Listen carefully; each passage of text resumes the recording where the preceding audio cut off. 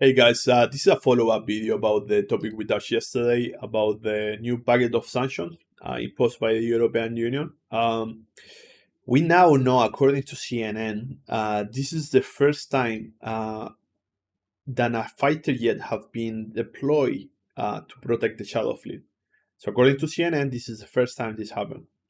Okay, I was talking to some European friends. They were telling me that this is not a new thing. That this has been going on for a while. Then this is not a new escalation. That Russia is just um, crying out loud, rewriting a new red line, sort of saying that the Europeans are crossing this new red line, and they're basically trying to bluff. You know, I have I basically don't agree with this. I think there's plenty of evidence that the situation with the Shadow Fleet is escalating. Um, the latest incident with the ship that tried to be seized by the Estonian Navy is one of the many that are probably gonna come. And the thing is, like, we need to hope the Russians are bluffing, and we need to hope the Russians don't want to escalate the situation there.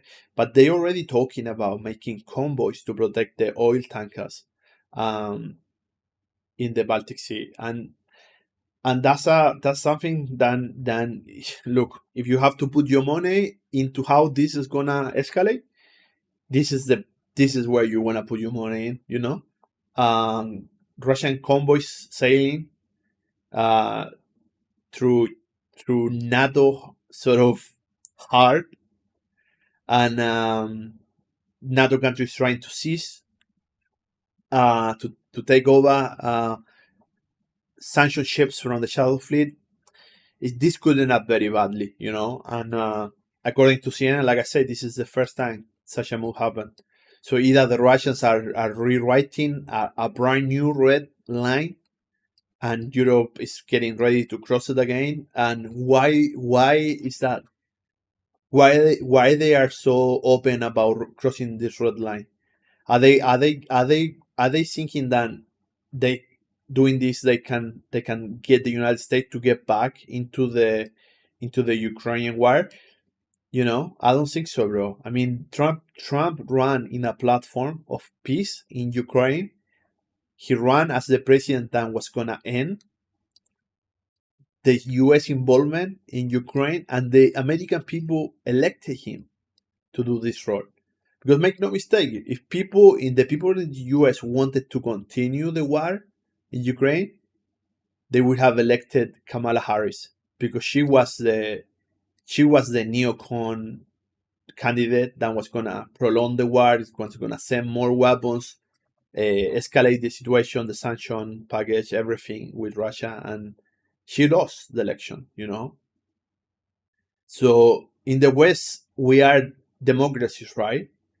So we need to do what the people say. And I don't know, I don't understand why the Europeans are making such a move now when they know the United States won out.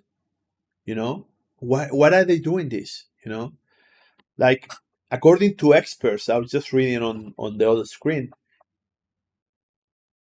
the insufficient Western aid is one of the many factors that are stopping Ukraine from achieving victory in Ukraine.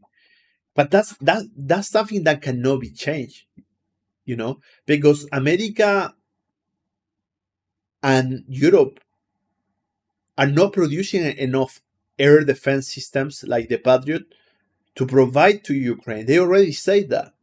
And many European countries that do have some Patriot system left, they do not want to give them to Ukraine. So Ukraine need air defenses. The Western countries cannot provide. They cannot give more air defenses. They are not producing enough missiles for the Patriot system to provide Ukraine effective air defense against Russian drones, Russian missiles. Then the other problem is the manpower shortage. Russia is a much larger country than Ukraine, and they have more soldiers, they have more manpower. Ukraine have shortage of manpower.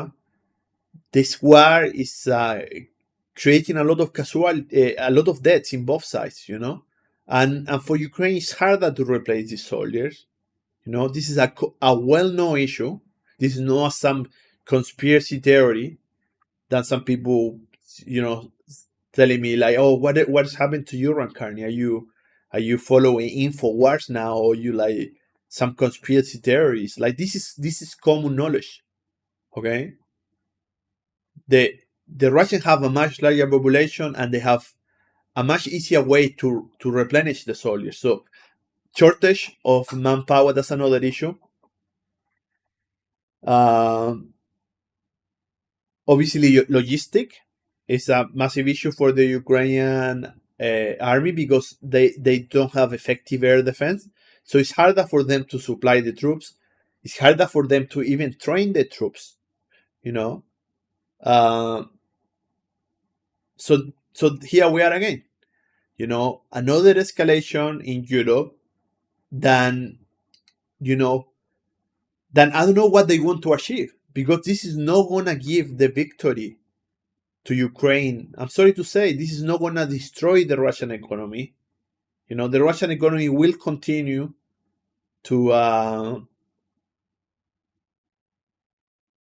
advance, because to be honest with you, the life standard have not reduced in Russia. You know, they actually increasing.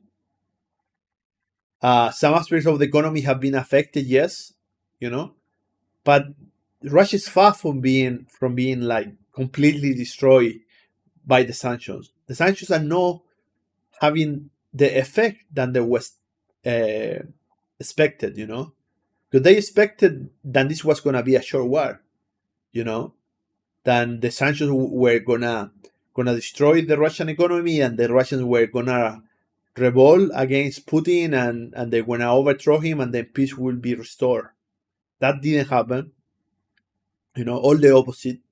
The Russians are now today more united than never before. And if Ukraine doesn't take the deal, doesn't give the 4 regions to Russia, the next deal they're gonna have to take was gonna be total capitulation, and lose everything, the whole country, you know. And don't get me wrong, like I wish Ukraine could somehow win the war, but I just want to be the voice of reason, you know, out of all of this madness that is happening in Europe. You know, the only way, listen, the only way, and this is where I'm getting worried about this. The only way that Ukraine could stand against Russia is that the whole NATO step in, send troops into Ukraine, and we basically start World War III. You know, and we all know what happened if World War III start. You know, sanctions are a declaration of war, and Europe is participant of this war. Europe is not a neutral party of this. United States is not a neutral party on this. Europe is participant, and so is the United States. You know. So anyway, guys, I will finish the video with this. Let's hope this doesn't escalate in the upcoming days, but I don't know. Hopefully the Russians are bluffing, but we'll see. We'll see. Anyway, guys, thanks for watching. I'll see you guys next time. Bye bye.